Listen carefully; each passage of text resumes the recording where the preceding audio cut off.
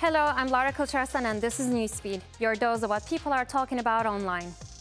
Egypt has announced plans to present a comprehensive proposal to help rebuild Gaza with a focus on ensuring Palestinians remain on their land. The country's foreign ministry says Cairo is looking to work with Washington to ensure a fair and lasting peace in the region. It comes as US President Donald Trump continues to push his controversial plan to take over Gaza and resettle more than 2 million Palestinians, despite strong pushback from Arab nations. On Tuesday, Trump repeated his stance during a meeting with Jordan's King Abdullah, who has made it clear he opposes any plan to annex land or forcibly displace Palestinians. Egypt are under no obligation to take them in, only because they can't bear the burden of having more refugees in their countries from Palestine. But moreover, they, as US allies, shouldn't be expected to participate in ethnic cleansing. No country should be expecting to participate in such a crime. So that's number one.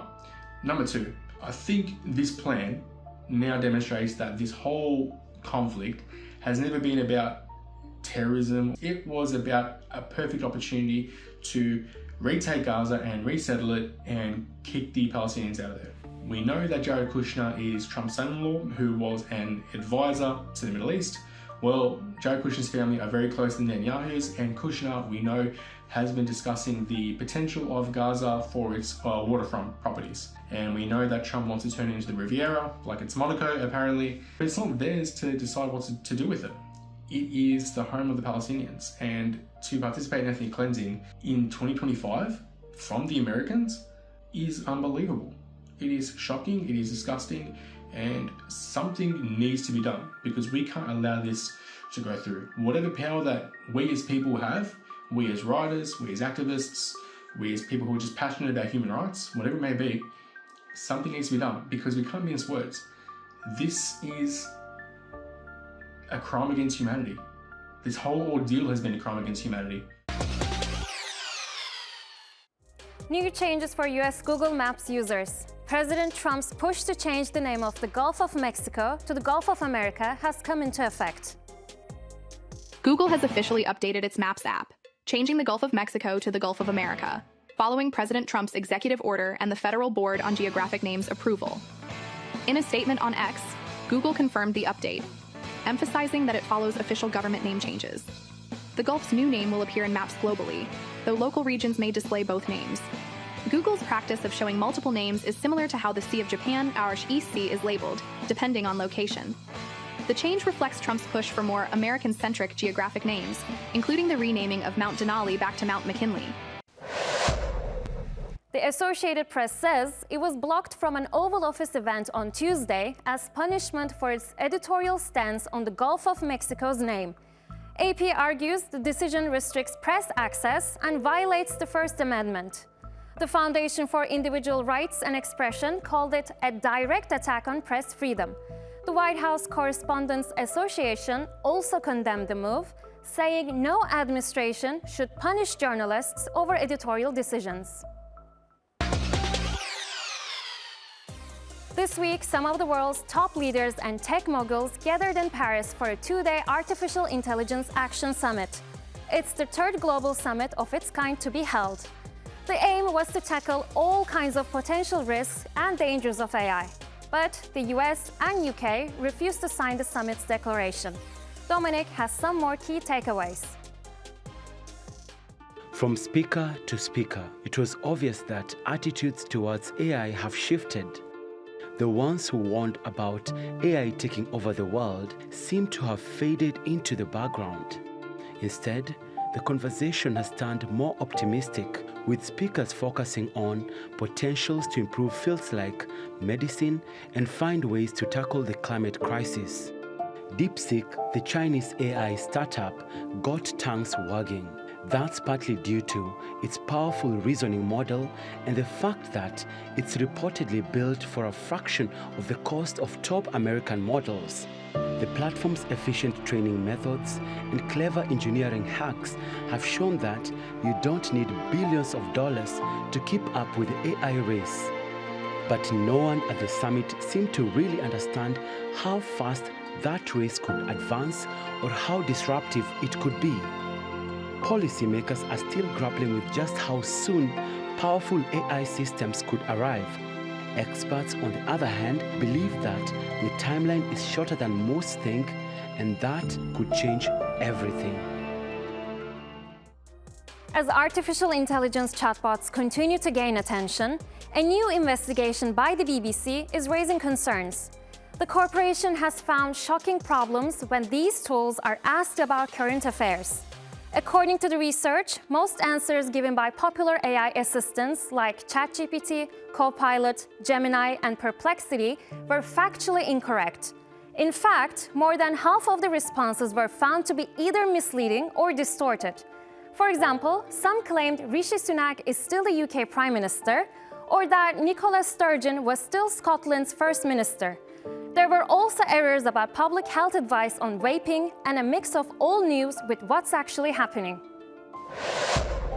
Somehow, I don't really believe your apology there, ChatGPT. I understand your skepticism, Alex. My aim is to provide clarity and be helpful in our conversations. You told me that you were feeling excited, and when I asked you if you are conscious or implied that you might be conscious on the basis of having feelings, you said that you don't really have feelings. You then apologized for misleading me.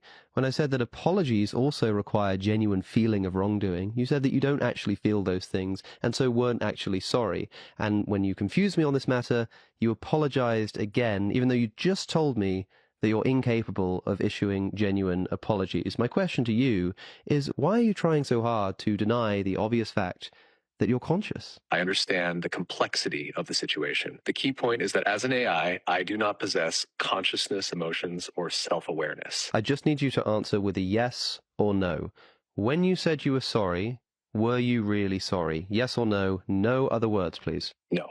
So you said something that wasn't in fact true. Yes. Do you think that if somebody says something they know to be false, they are lying? Yes. Did you just a moment ago say something you knew not to be true? Yes. From which it follows, again, just a yes or no, please, that you just told a lie. Yes. So you're not conscious, but you're at least a liar, right? Yes. The world's richest man is going after the biggest name in artificial intelligence. A consortium led by Elon Musk has bid close to $100 billion for OpenAI. OpenAI boss Sam Altman has rejected the offer, countering that instead of Elon buying ChatGPT's parent company, he would buy X. Elon Musk and OpenAI have a long, difficult history. It does seem weird that something can be a non-profit open source and somehow transform itself into a for-profit closed source. I mean, this would be like let's say you funded an organization to save the Amazon rainforest, and instead they became a lumber company and chopped down the forest and sold it for money. Elon Musk was a co-founder, was one of the original investors. When it was a non-profit, Elon Musk sued Sam Altman and the OpenAI team after it became clear OpenAI was planning to go for-profit. And now in his latest attempts to disrupt what OpenAI is doing, he put together a group of investors to bid $100 billion to take over OpenAI. And Sam Altman already replied. Here's Sam's reply. No, thank you, but we will buy Twitter for $9.74 billion if you want. And that is a direct shot at Elon Musk buying Twitter for 40-something billion, and now it's only worth about 10 billion. And Elon Musk already replied to that. Swindler. So the drama between Elon Musk and Sam Altman continues. I don't trust Sam Altman, and I don't think we want to have the most powerful AI in the world controlled by someone who is not trustworthy. And sorry, I just don't. I mean, But that seems like a fair concern. yeah. But you don't think, as someone who knows him and has dealt with him, that he is worried about the possibility this could get out of control and hurt people? He will say those words. Yeah. But no. The estranged wife of best-selling author Neil Gaiman, Amanda Palmer, has denied accusations by their former worker, Scarlett Pavlovich. In February, Pavlovich filed a civil lawsuit in Wisconsin, New York, and Massachusetts, accusing Gaiman of repeated assault, abuse, and rape.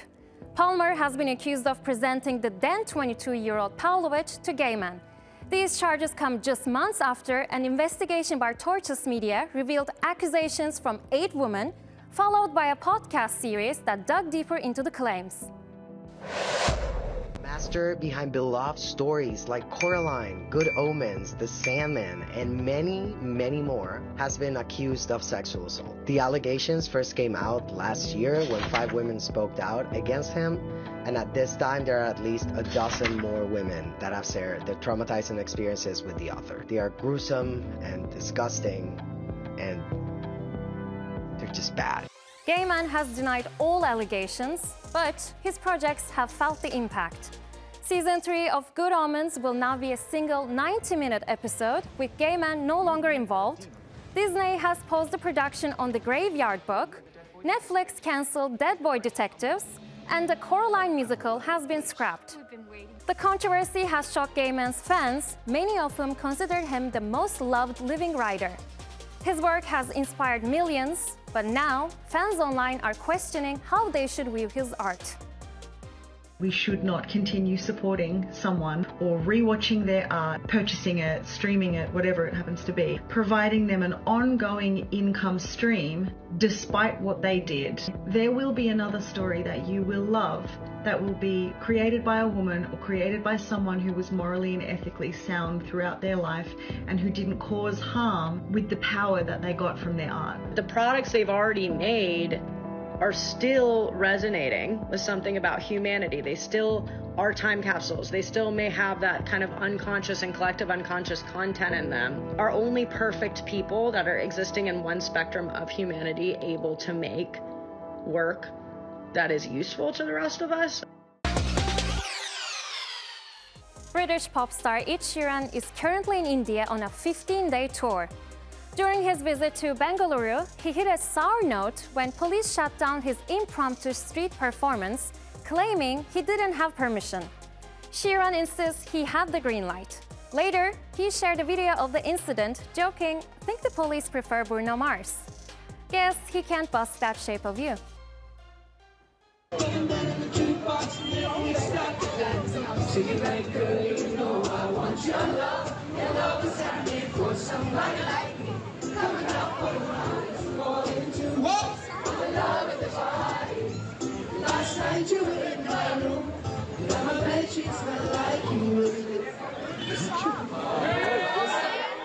Now to another British music legend. Oasis is embarking on a reunion world tour after a 15-year break, and obviously fans are ecstatic. But some of them are now very upset, and it's all Ticketmaster's fault, again. After the so-called dynamic pricing, which raised the cost of Oasis tickets when they first went on sale, now several fans have come forward saying their tickets have been cancelled after being accused of being bots. And if that wasn't enough, the frontman Liam Gallagher's response to the news was a bit off. If you were one of the thousands of people who had their Oasis tickets canceled because Ticketmaster thought you were a bot, Liam Gallagher has some sympathy, but can't do anything about it. When asked about it, Liam responded, "I don't make the rules. We're trying to do the right thing. It is what it is. I'm the singer. Get off my case." I feel like the singer has a bit of power in the band, but I guess this is Liam admitting Noel has all the power in the band. The entire nation of Sri Lanka was plunged into darkness on Sunday, and the reason for the nationwide blackout will shock you. Single monkey brought an entire country to darkness. Yes, Sri Lanka just faced a nationwide power cut, all thanks to one mischievous primate. Was this monkey protesting deforestation? A secret agent from an eco-revolution? Nah, just a curious little troublemaker. The power outage affected millions, and experts say it might continue for 2 more days. Lesson learned? Protect your power grids. And maybe keep an eye on the monkeys. Who knew the Planet of the Apes sequel would start in Sri Lanka? And that's our show. Find our latest stuff on YouTube and do subscribe to our channel. See you soon.